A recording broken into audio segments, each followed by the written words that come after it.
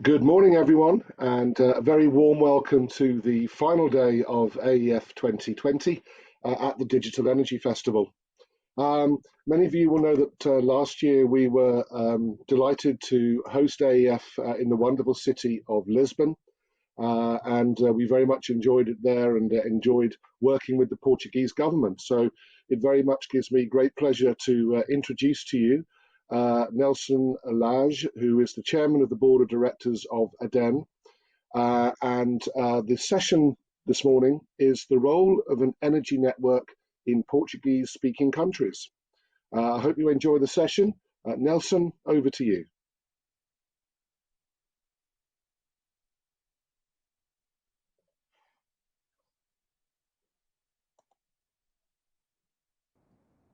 Yeah. Thank you, Damon. I think now everyone is listening. Good morning. Welcome, everyone. I'm very pleased to welcome you to today's hosted digital dialogue on the role of energy network in the Portuguese-speaking countries here at the Africa Energy Forum 2020, a forum that is the reference global investment meeting for Africa's power, energy, infrastructural, and industrial sectors, which this year takes place exclusively online, followed last year edition in Lisbon. This session is co-hosted by ADENE and ALER, the Lusophone Renewable Energy Association, and I would like to take this opportunity to recognize the wonderful work and enthusiasm of both teams to prepare and organize this event in such a short period of time. I'm very excited for today's digital dialogue and to listen to our four guest speakers, which I must now thank for the kindly having accepted our invitation to participate in the event on such short notice. As you well know, the session will focus on the importance of institutional cooperation for the promotion of energy efficiency and renewable energies in the Lusophone countries, and I look forward to getting to know your views during the debate. Finally, and before we get started, I want to thank Simon Gosling and Chidika Mohamed for all the support given on the organization of this session as part of the African Energy Forum 2020. Without the proactive collaboration of my good friend Simon, Chidika, and Damon and their team, this session will not be possible. ADENE is the Portuguese energy agency that develops and enforces activities under the public policies to promote the efficient use of energy and water, contributing to a more competitive, sustainable, and low-carbon society and economy, prioritizing partnerships, cooperation, education, and information. Since it was established in 2000, 20 years ago, ADENE has accumulated experience of working with several national and international cooperation networks, such as ANER, the European Energy Network, a volunteer network that gathers national energy agencies from 24 countries from Europe, aiming to strengthen cooperation between its members and other European actors on all issues relevant to sustainable energy. ADENE is also a founder member of MEDENER, the Mediterranean Association of the National Agencies for Energy Management, an international non-profit organization that gathers 12 national energy agencies from the north and south of the Mediterranean regions, which are in charge for the implementation of public policies on energy efficiency and the promotion of renewable energy sources at national level. To further promote cooperation in the Mediterranean area, MEDENER implements regional projects that facilitate know-how and best practice exchange, as well as the transfer of skills, methods, and technologies. The first European funded project managed by MEDENER was MITMED, the Mitigation Enabling Energy Transition in the Mediterranean Regions project.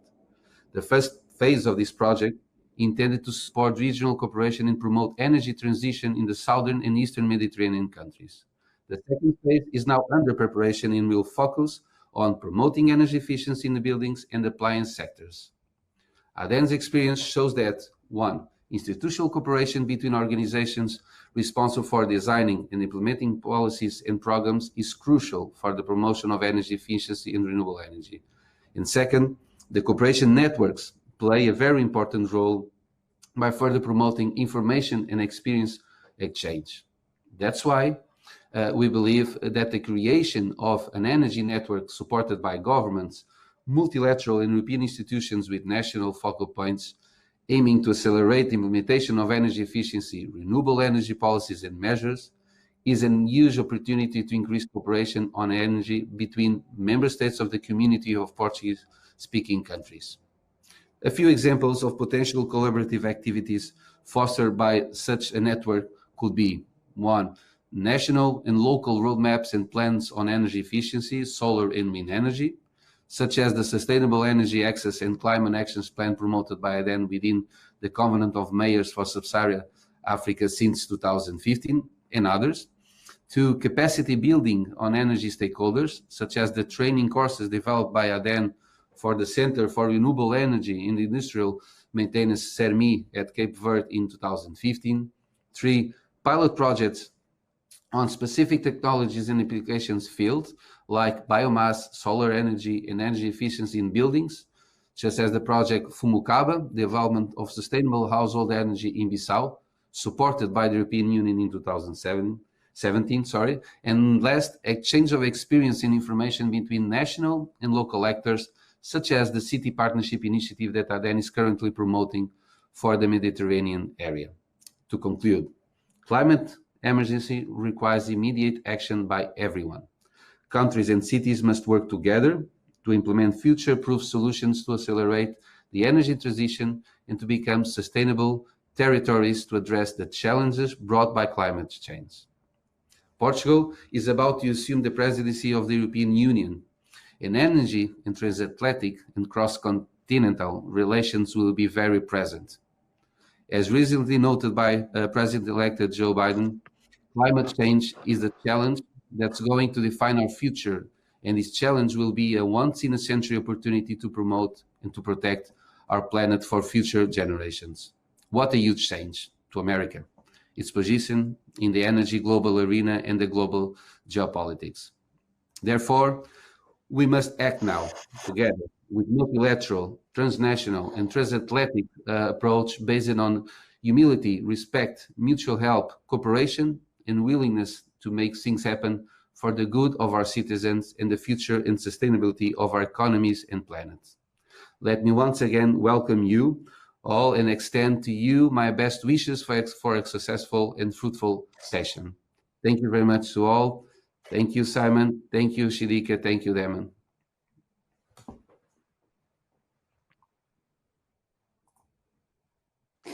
Thank you so much, Nelson, for your introductory remarks. And you've said already much. Thank you for the example of ADENE and for highlighting how critical cooperation between at international and regional level is important. And in that framework, these networks play a really important role. And thank you also for the suggestions of activities. I've taken note, and I hope that soon we'll be able to implement them. I will now open the discussion for our distinguished panel of speakers. We will start with Mr. Rito Évora. He is the National Director of Industry, Commerce and Energy of Cape Verde since 2017. Previously, he served as Executive Director of the Cape Verdean Economic Regulation Agency. And during his more than 20 years of experience in the energy sector, Rito has been working on the design, development, and implementation of regulatory models and structural policies for the energy sector in Cape Verde. He has a degree in mechanical engineering and a master's degree in energy. And we're very much looking forward for his statements, not only because Cape Verde is one of the leading countries in the African Portuguese-speaking countries. Definitely he's leading and paving the way for renewable energies uptake, but also because Cape Verde holds the presidency of CPLP, the Community of Portuguese-speaking countries. And speaking about CPLP, the next speaker will be Manuel Lapão. Manuel Lapão is the Director of Cooperation at CPLP since November 2017. His previous experience consists of project management and consultancy, always in the field of development and cooperation, as well as training and teaching at several universities and institutes. He holds a master's in social and economic development in Africa and is currently conducting a PhD in international health. Then the next speaker will be Martin Lugmeier from UNIDO. He's an energy expert managing a broad range of sustainable energy projects, both in least development countries and small island development countries, including coordinating the global network of regional sustainable energy centers program. For several years, he worked as technical UNIDO expert in Praia, Cape Verde. So we have 3 speakers who have lived and worked in Cape Verde to assist the ECOWAS Commission in the establishment of ECRE and its flagship programs. Previously, he was dealing with energy issues at the Austrian Development Agency, at the Austrian Ministry for Foreign Affairs, and the Global Forum on Sustainable Energy. And even before that, he was expert and lecturer on European integration, EU enlargement issues, and media consultant. He holds a Master's of Science in Renewable Energy Technologies and a Master's of Arts in Political Science. And it will be very nice to hear from Martin his experience on setting up ECRE and other centers, and this experience will be very useful to set up this network. Last but not least, we'll have, we were supposed to have Mr. Ba Saho, he's the acting executive director from ECRE, but he's recovering from surgery, so we'll hopefully have his colleague, Mr. Elayo Yassin, a renewable energy policy expert also from ECRE. We are hoping he'll be able to join us. Having introduced our panelists, I head over to Ritu to make his opening remarks. Thank you. Ritu, over to you.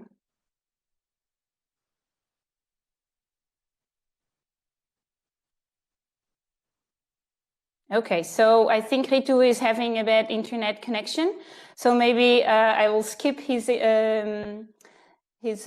speech and then go right next to Manel, and then he'll get back to us. Oh, he's back. Ritu, are you there? Okay. Okay, then yes, over to you. Sorry, Manel. Okay. Thank you, Isabel, and good morning to everybody. It's a pleasure to be participating in the African Energy Forum. Since last year in Lisbon, we had the opportunity to share our opinion about the energy sector and how Cape Verde is doing with the transition. So, today we have a very special topic that is related to the importance of energy networks for the development and to push forward the energy transition agenda, as we understand it, renewable energy and energy efficiency as the main key driver. I have a very ambitious plan, as we have presented at the time, based mostly on increasing sharply the renewable energy penetration and energy efficiency, but also we have the felicity or the opportunity of the hosted the ECRE, that is the regional West African regional energy network that is in charge of promoting renewable energy and energy efficiency. And we can say that we have interesting experience and have benefited for this exchange into the regions that the cooperation, I think, has been mentioned by Mr. Nelson with CERMI, that is already playing an important role in the training and capacity building, and also in triangular cooperation with some countries of the Lusophone community, and Saint Tomé Prince. But let me resume a little bit about what are our advancements, and as we have announced it at the last forum, we was at the verge to launch some new tenders that are now at the final stage of an additional 35 megawatt of renewable energy projects, but also trying to take the first steps in terms of energy storage to the system with the Island that is already under construction. We will intend to launch two new demonstration projects this year. The consultation for the technical work is underway. We would like to highlight the importance is mostly about policy, because the focus of renewable energy development and energy efficiency is not only about the investment in the resources, is an important part since financial constraints, but the institutional framework and the development of the national capacity to policy formulation and implementation is also important. And we will be very well to make this exchange, the institutional cooperation in the Lusophone country, if we can implement the idea that is on the table since I think 2014, that is the creation of this CPLP energy network. Okay. Thank you so much, Rita, for your introduction. It's very good to hear that you're willing to implement this network. So I head over to Manuel.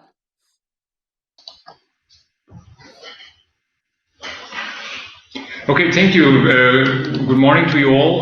Let me start by thanking the organizer for hosting this dialogue, and let me present my compliments to the speakers and to the people that are watching us online. Firstly, I have to tell you, Isabel, that today I'm not very comfortable in my shoes. I'm the head of the cooperation department of an organization that has one of major pillars, the promotion of the Portuguese language, and we are talking about the Portuguese language community, and I have to speak in English, so it's not comfortable for me. I will try my best, and in advance, let me just apologize for any mistake that I will surely be made during my presentation. So, just a set of brief remarks. CPLP is not a regional organization, it's rather a transcontinental community. We have an intergovernmental nature. We can say that oceans are our member states' common borders. And of course, having said that, we have a vast maritime platform. It's probably the hugest platform in the world. So, besides that, recent numbers indicate that CPLP accounts for more than 4% of world GDP, and altogether CPLP is referred, of course, as the fourth oil producer. But in reality, CPLP is an immense repository of resources in terms of biodiversity, population, fresh water, maritime resources, sun, wind, and agriculture products, but also in terms of oil, gas, coal, minerals, and of course geothermal sources. We are a very small community, just 9 member states, but they are scattered all over the world. We have 1 member country in Latin America, which is Brazil, 6 in Africa, counting of course Cape Verde, which currently houses the CPLP presidency, but Angola, Mozambique, Guinea-Bissau, São Tomé and Príncipe, and Equatorial Guinea. We have Portugal in Europe and Timor-Leste, of course, in Asia. All of them belong to regional communities of development. So, as you can imagine, the exchange of practices between CPLP is quite rich. But we are here today to speak about cooperation, development cooperation, and how CPLP can help foster this regional network on energy. Let me start by saying that cooperation between CPLP member states and our development partners is a strategic pillar of our organization. In reality, it allows to affirm the identity of our members, and it reinforces the existing cultural, social, and economic political ties between our member states. Of course, that we are aligned with the international principles. Our cooperation is transversal. It promotes interconnection between various thematic areas and sectors, and is of course aligned with the commitments expressed in the 2030 Agenda for Sustainable Development and the Sustainable Development Goals.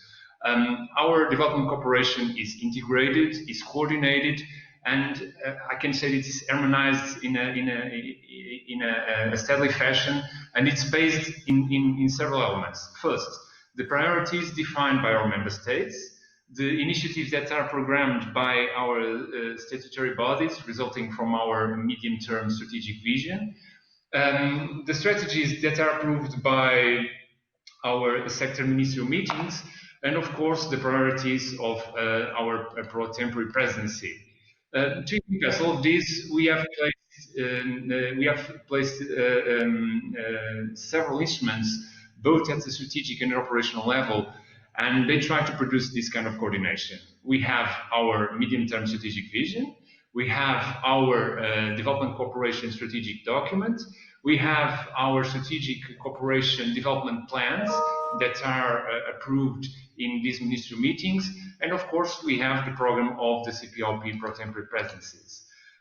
These strategic sector programs are really the most important thing that I want to stress today, because they are developed in the context of these ministerial meetings, and for the time being they are being translated into several plans in different thematic areas, almost 13 now.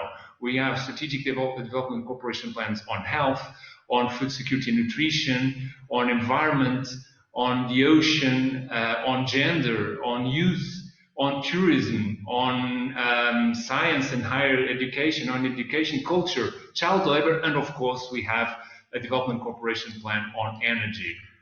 Our priority intervention sectors for 2020-2026 are basically the ones that I have just expressed: environment and climate change, science, technology and higher education, culture, human rights, and good governance, of course, education, energy, gender, youth, health, food security and nutrition, and tourism.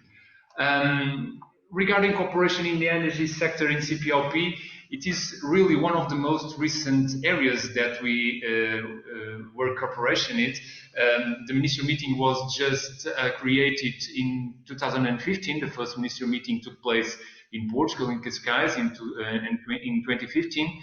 And in this first meeting, the CPLP Ministers of Energy expressed their commitment regarding the Sustainable Energy for All initiative, and of course the intention to foster cooperation to achieve the objectives defined in terms of universal access to energy, renewable energy, and energy efficiency. The meeting also called on CPLP Technical Energy meeting to develop and to coordinate mechanisms for the creation or for the setting up of a CPLP energy network. 2 days after this first ministerial meeting, we held the first conference, Energy for Development of CPLP. It was a huge event, probably one of the most important events that CPLP has ever developed in this area for sure. And during that event, we have celebrated the launch of the Decade of Sustainable Energy for All. And almost 2 years later, in November 2017, we held the second ministerial meeting in Foz do Iguaçu in Brazil, and the Energy Strategic Cooperation Plan for 2018-2023 was approved. Also, the Energy Strategic Cooperation Plan calls on the creation of this CPLP energy network. Meanwhile, we had a technical meeting in Malabo, in Equatorial Guinea, and once again, the creation of the CPLP energy network was talked about. So, what next steps?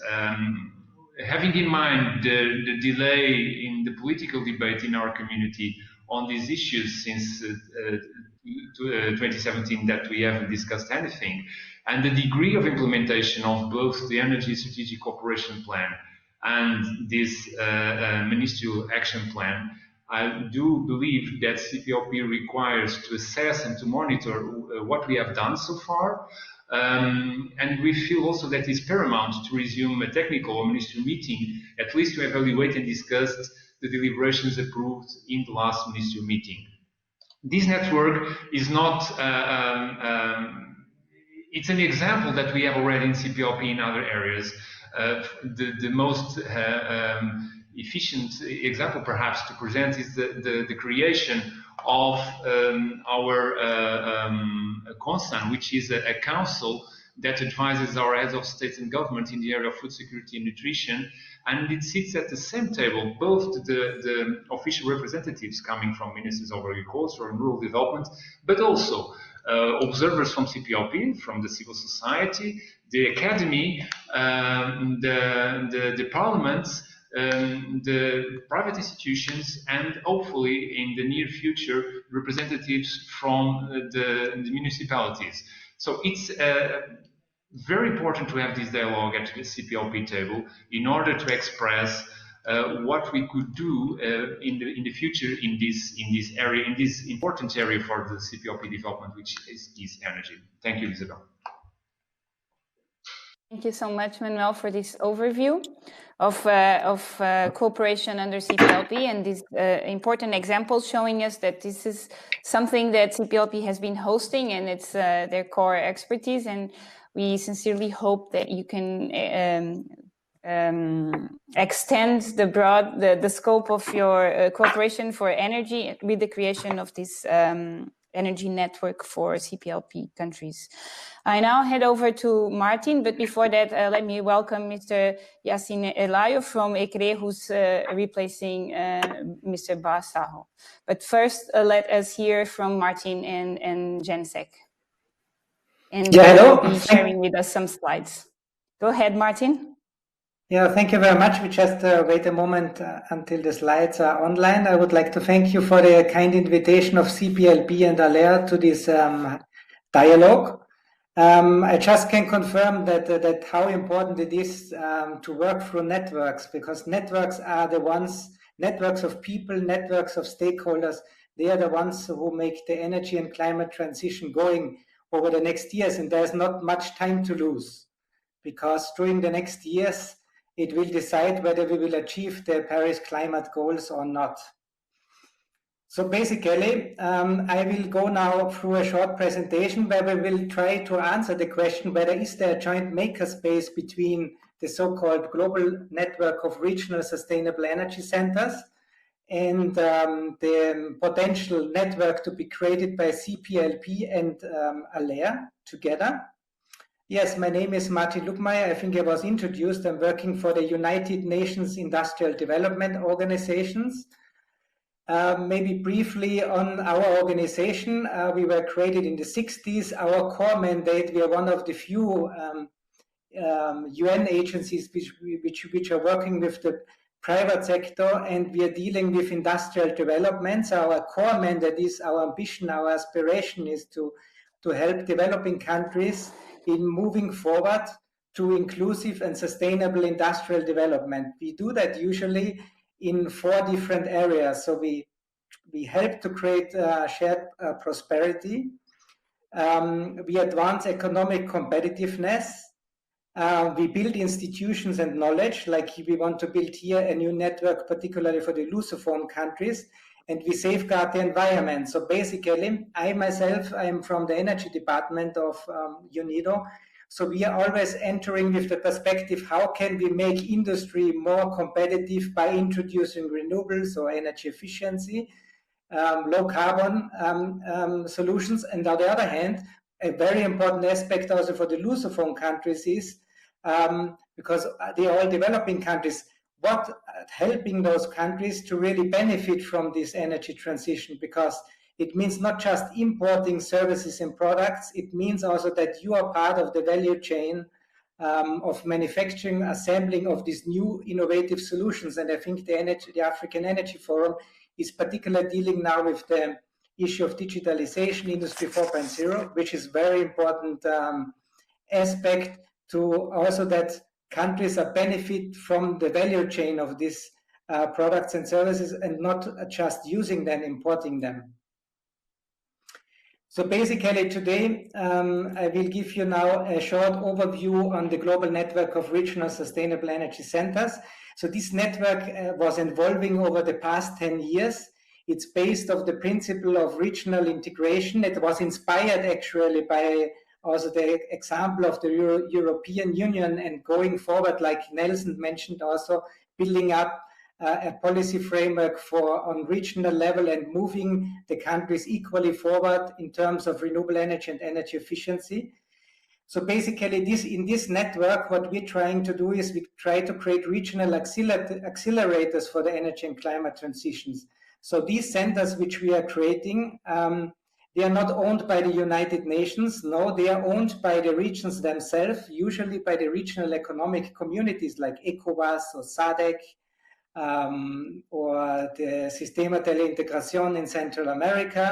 They are owned by them, they're operated by them. What we're doing as UNIDO, we're helping to get this network of centers going. So we help them by services for institution building and also technical program development. So basically now, after 10 years, we have 8 operating centers. They are covering around 108 countries, including the CPLP countries, most of them, let's say 6 of them, which is Guinea-Bissau, Cape Verde, Sao Tome and Principe, Mozambique, Angola, and Equatorial Guinea. So we are mainly covering through that network all the least developed countries and small island states. So those centers are setting usually on a regional level as they are official agencies of the respective regions, connected to the ministries in the respective regions. They're serving more than 1 billion energy consumers, and they're putting important frameworks in terms of standards, policies for the future. For example, when it comes to efficient appliances and labeling, to put the standards in place. They also all have high-level approval by ministers and head of states, and they implement the activities to national focal institutions, and they operate usually in 5 languages, depending on the region, which includes also Portuguese. So basically, we have now 2 sub-networks, one sub-network for the Africa-Arab region, covering SADC, East African Community, ECOWAS, and we are now in the process establishing a new center together with ECAS, the Community for Central African States, which will also cover 2 countries from the CPLP, which is Equatorial Guinea and Sao Tome and Principe. And then we have another network of centers for Latin America, Caribbean, where we actually cover the Central American states and the Caribbean community, and one network for the Asia Pacific, which includes Himalaya Hindu Kush countries, Pacific Community, and the Economic Cooperation Organization. So basically, on top of these individual centers, we saw after a while that there's a need that these centers coordinate with each other, and we saw there's really a nice makerspace possible between the centers, because they're working on very similar issues, on regional modalities for capacity building, policy, and so on. And there's a lot to learn from each other, and some are ahead even with regional policies or standards, and other regions can learn from it. So we built up the so-called GenSec platform, which works more than 24 hours, because some centers go to sleep, others in the Pacific, they stand up and start working on the energy and climate transition. This GenSec platform usually tries to stimulate South-South cooperation between the different regions, for example, between the African centers on decentralized renewable energy issues, for example. The small island states centers, they work on issues, what is at their heart, for example, promoting island electric mobility, or promoting also storage solutions, because they have the challenges, like Rito also from Cape Verde knows very well, with exceeding a threshold of renewables because of intermediacy in the renewable energy grids. And that storage solution, which were implemented, for example, in Barbados, which could be very worthwhile to be used also in Cape Verde, and this network tries to promote these solutions. We also have a joint virtual platform, which is online, and this virtual platform brings together in real time all the information which the different regions are producing, so it's a growing chest of knowledge from the region for the regions. And that, I think it's a nice, so the setup what we're having is, I think, also nice to work with, for example, the new network of CPLP, because we can use some of these tools we have already to promote also your network. and I think that could work quite nicely.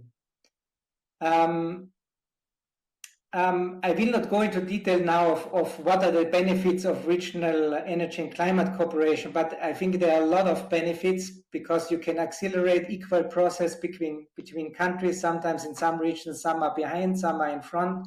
So by building up this joint framework, you can motivate everybody and learn from each other to go in the same speed. You can create economies of scale because once again, it's about we're creating a market for new products and services in developing countries, and that you can do at best by reaching scale and by putting in place a common market with joint standards.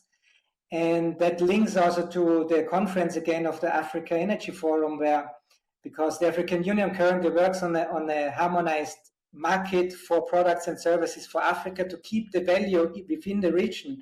And this counts also for renewable energy and energy efficiency products and services. So these centers have an important role to help to build this market. Then for sure, the regional organizations, usually they have quite good policy functions, but they are not so strong when it comes to implementation. And with these centers, we create actually this implementation capacity. I have to close very soon. I want to tell you what is the mission and vision of the centers briefly. So it's about to building up a regional market for products and services, and how they do that.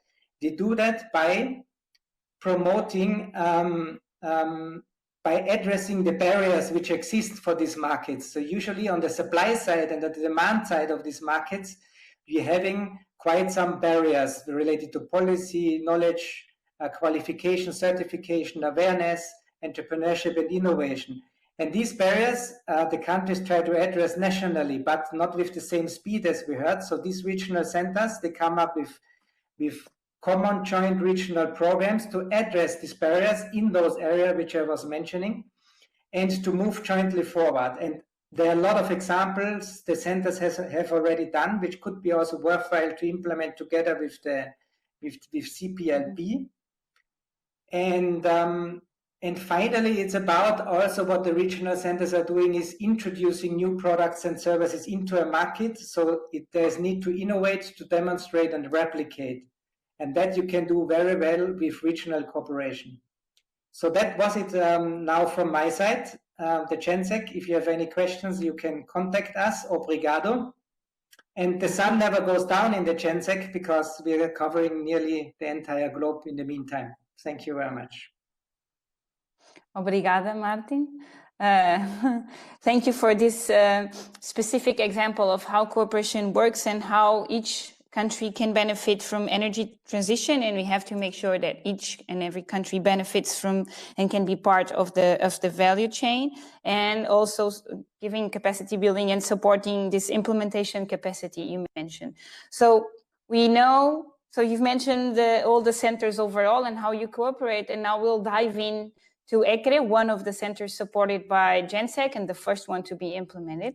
And we'll have, instead of Mr. Basaho, we'll have Mr. Yacine Elayo, who is a Sustainable Energy Policy Officer at ECRE, where he's responsible for the Center's Sustainable Energy Policy Program. His work includes the development of appropriate regional and national policy frameworks and an enabling environment to promote sustainable energy investments in the ECOWAS member states. So, Mr. Yacine, over to you, and we're looking forward to learn more about ECRE. Bon dia, Isabel, and thanks very much for the invitation. I bring your apologies, obviously, from Mr. Saho, who is recovering from surgery. He sends his warm regards to everyone and his sincere apologies.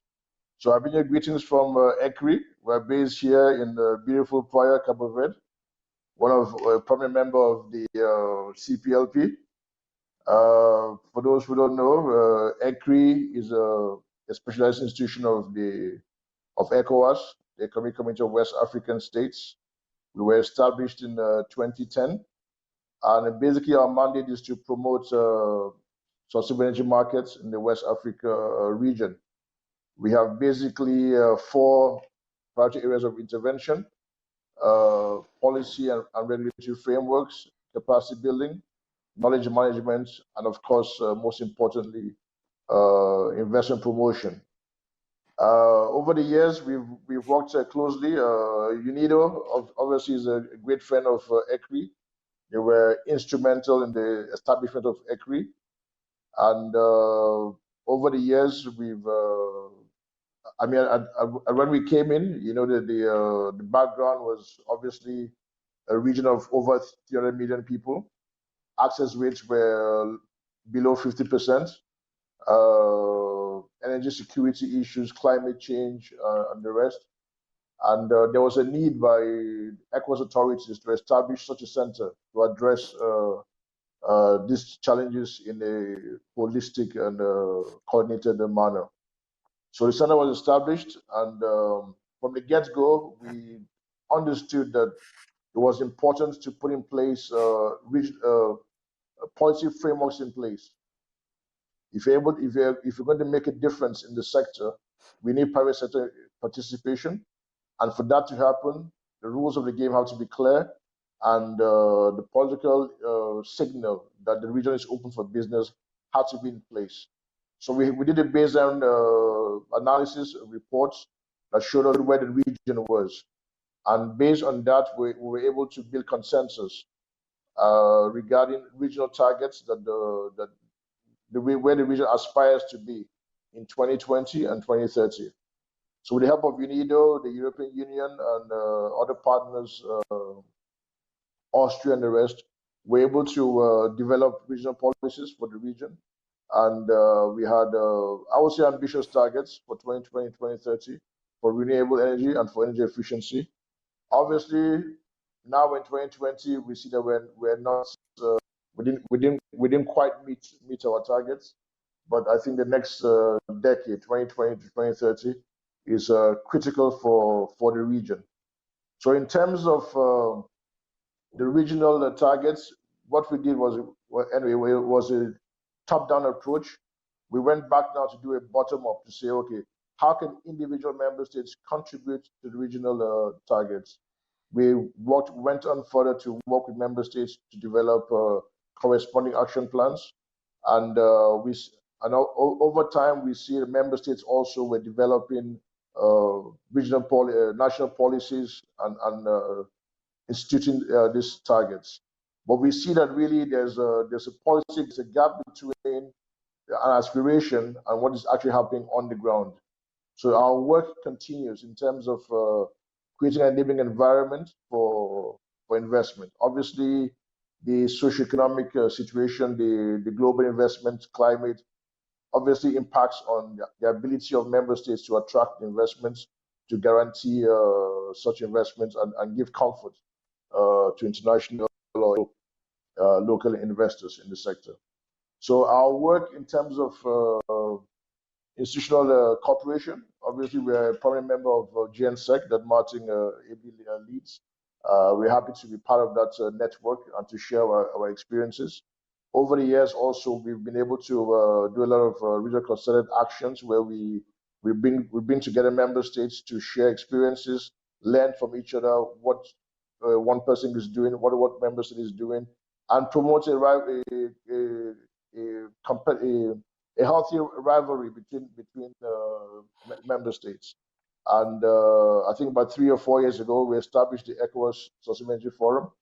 I think ALEN was part of the meeting in Accra last year. I'm not sure, but what we do is to create a platform where member states and international partners, regional actors, and also most importantly the local private sector can meet together regularly and discuss these issues and see how can what are the issues that we need to address if we're going to attain these targets. Martin mentioned the SDGs.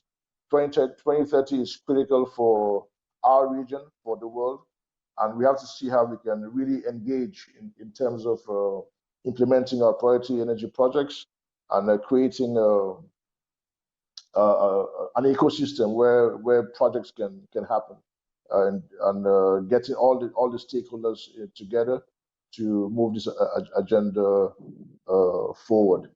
So I will maybe just stop here for now, and if you have further questions, I can also provide further clarifications.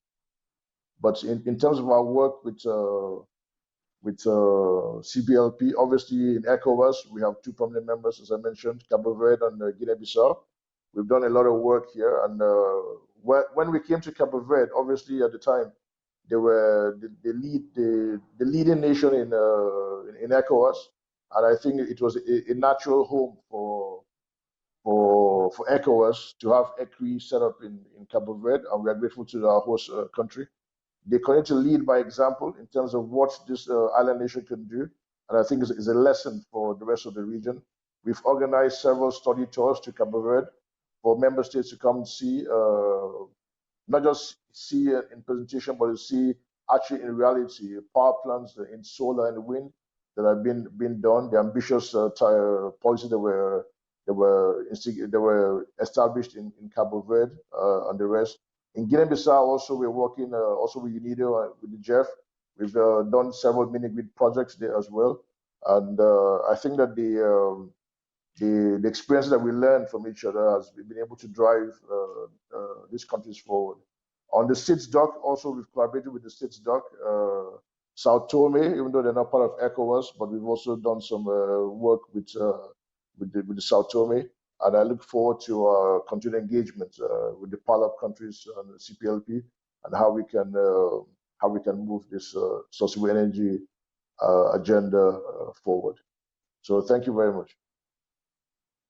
Thank you, Yassine, for this explanation and for giving us the example of ECRE and how working cooperation between member states, and a healthy one. I really like the expression of a healthy rivalry, and I hope we'll have the same soon in the Portuguese-speaking countries. At least that each member state knows what the other is doing and tries to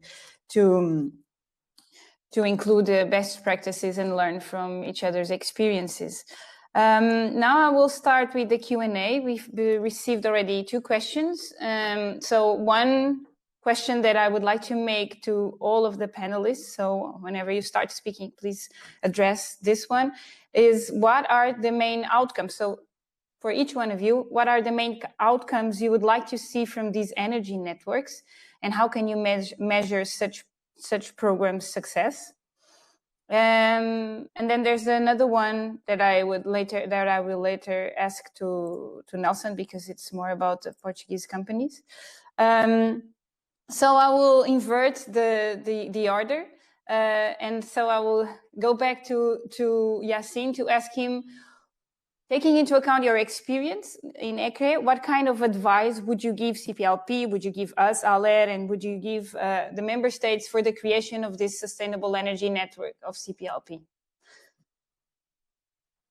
I think it's an important question. What I see as a major challenge is, I think what we need to really address is how we can really get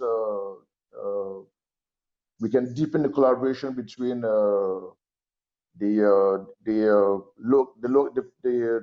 private sector actors in the CPLP, across the CPLP member states. So that kind of collaboration, I think, would be useful. Obviously, there are benefits that international cooperation brings in terms of implementing projects on the ground, technology, access to finance, and basically that helping to de-risk most of these projects. I think if we're able to form those kind of strong partnerships between local private sector and their counterparts in other countries, and how we can bring best practices to bear and implement these projects, I think that should be a good way to go in terms of capacity building, technology transfer, and as I mentioned, access to finance. I think those are the critical things that I see our private sector people are struggling with. So perhaps within the network, if we can really drill down on that and see what are the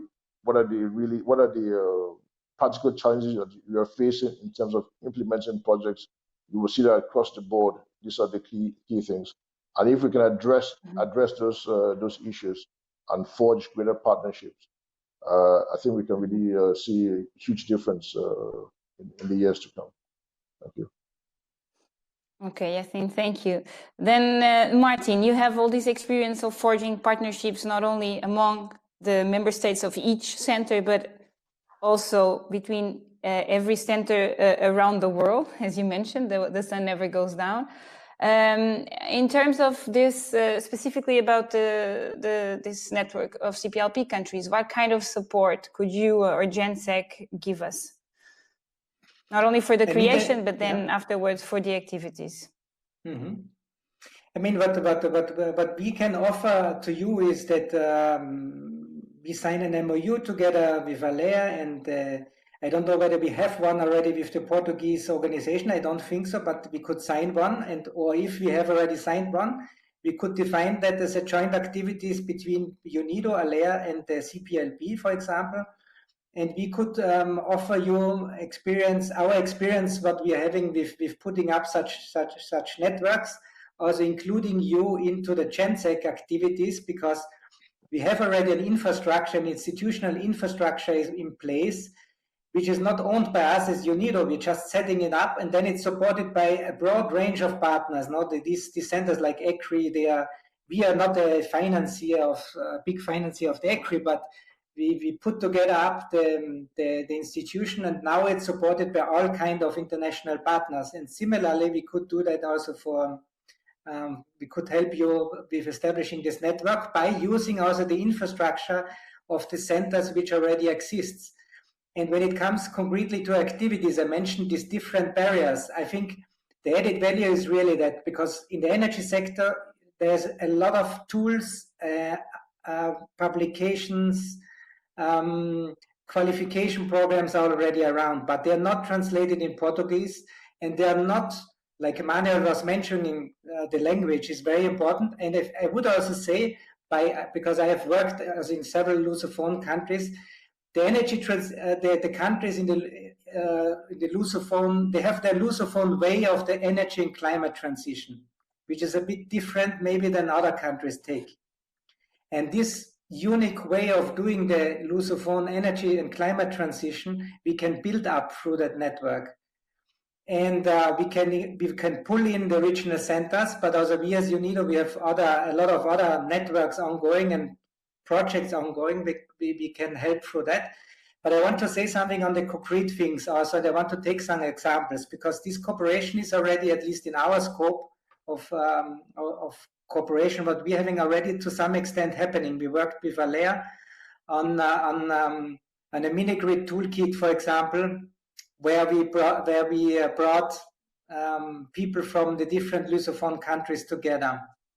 And we, for example, we have a cooperation with CERMI, where we use the CERMI center already as a capacity building partner for institutions in Sao Tome and Principe, for example, or in Guinea-Bissau. And these kind of things we can deepen. There are a lot of examples. Sorry, I don't want to. Thank you, Martin. And definitely, and we've been working a lot together, and let's expand it to other countries. I head over to Manuel. So how do you see, what kind of support, how do you see as next steps, and what kind of support does the Executive Secretariat needs to put up this network? Thank you, Isabel. We cannot do it alone, that's for sure. You told at the beginning that I was here since 2017. In fact, I'm here since 27, so 13 years ago. And the number of networks that have been created since then, it's huge. And CPLP works mainly with networks, with South-South cooperation, with North-South cooperation, with trilateral cooperation. That's the way we operate.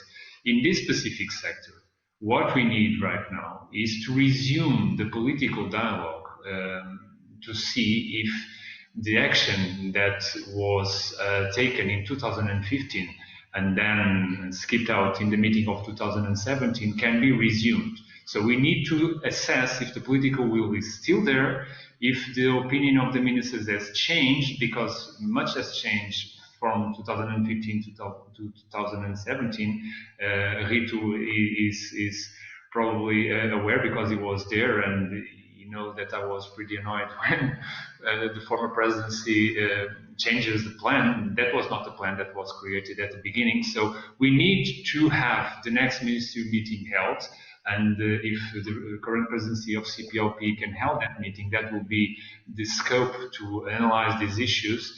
And we need to resume the political commitment to see if the network can be created. On our part, on the executive secretariat, what I can express is that the dialogue that we have put forward with institutions like ALER, like ADENE, and like others is very rich to build these kind of institutions of networks, because when we sit at the same table, not only the officials but the visions coming from the civil society, from the academy, from the private sector, what we hope to influence is at the end of the day the political commitments to change the sector, to implement measures and to implement policies that put us in the path to sustainable development. So what we need right now is the dialogue with the pro tempore presidency and see if we can resume this ministry meeting. It is in the program of the presidency. It is expected to take place in 2021, probably in the first trimester of the year. But we need to convene it and to assess the political commitment to resume the creation of the network. Much has been done. We have statutes that were approved at the technical meeting. We have the will, and so we just need to resume the political commitment. Thank you, Manuel, for clearing that up for everyone. Ritu, I head over to you. You have a big role in this as the Cape Verde holds the presidency. And I would also use the words of Yassine. So Cape Verde led by example and hosted ECRE. It would be very nice if you could keep continuing doing so, and also hosting this energy network, you know, and being the member state, putting it forward within CPLP. So what do you see as next steps, and what is the Cape Verde position in terms of the creation of this network? Actually, I don't know if the connection is good. Ritu, are you there? Okay, so I take this opportunity to head back to Nelson. There was also a question last year at IEF in Lisbon. There were a wide number of Portuguese companies involved as speakers and sponsors. How far does the panel see Portuguese energy companies progressing in both Portuguese and non-Portuguese speaking countries across the continent? So I think this question is addressed to you. And also, what else would you like to share and add in terms of ADENE contribution to the network? Thank you. Thank you, Isabel. Concerning companies, it's not really the field of action of ADENE. We are a public, we are an agency that implement public policy. But what can I say about that? I assume that the relations between Europe and Africa are really stronger after IEF. As far as I know, a lot of companies move forward with negotiations for actions in African countries. A lot of African companies were at least showed interest in cooperating with in working together with European countries. So I think that AEF last year was a really good start to foster the relations between Europe and Africa, not only not only with the private sector, but also with the public sector. As you know, Africa for Europe right now, it's something that is strategic. So the relations between EU and Africa are strategic. So I think now we are living one of the best moments to cooperate on energy, and to foster cooperation on energy, not only with private but also with public entities. So I think yes, we from last year to this year there was a good move on cooperation. And when what concerns ADENE, we are as I said in my statement, we are available to help building this energy network. Sorry, and of course we need the validation of the current ministers, as the CPLB Secretariat said. We need to know if they still see this network as a priority, as a goal. And we are available to keep the cooperation on areas that I already mentioned, on national and local roadmaps, capacity building, pilot projects, and exchange of experience. And we are really willing to help to build this network. We are available to foster dialogue and actions that lead us to concrete actions. We need to make things move forward. Okay, it's important to have the political decisions. It's important to have the political validations, but we need to move and we need to concrete. So basically, it's that we need to concrete. We need to make things in the field. So let's try to do this together. I think it's something that we all need, that we can all benefit from it, and of course, there's something that we should do. Thank you, Nelson. The last minute, I will give it to Ritu, if he's back online. We've seen that we have examples. We have the willingness of ADENE, of ALER. The Executive Secretariat has done its work. Martin, as Unido and Gensec, is willing to support us. Many others will be for sure. But we need a political commitment, and we need to set up the network. So, Ritu, what can you do to help us? And how can Cape Verde contribute? Thank you. I thought now it's in a good position to since we have the presidency pro tempore.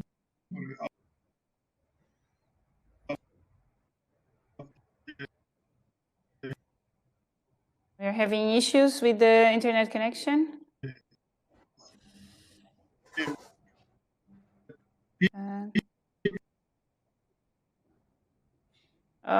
So too bad we can't have Ritu's. We can't hear you, Ritu, sorry. Maybe if you turn off your camera, we'll have more bandwidth to hear you.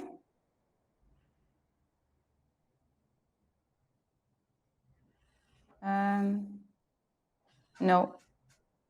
Ah, that's too bad. That's too bad. Let's try again. You've disconnected the camera, Ritu. No, sorry. Sorry, everyone. We needed this last statement from Cape Verde, but I'm sure that Ritu's presence here with us already shows their commitment.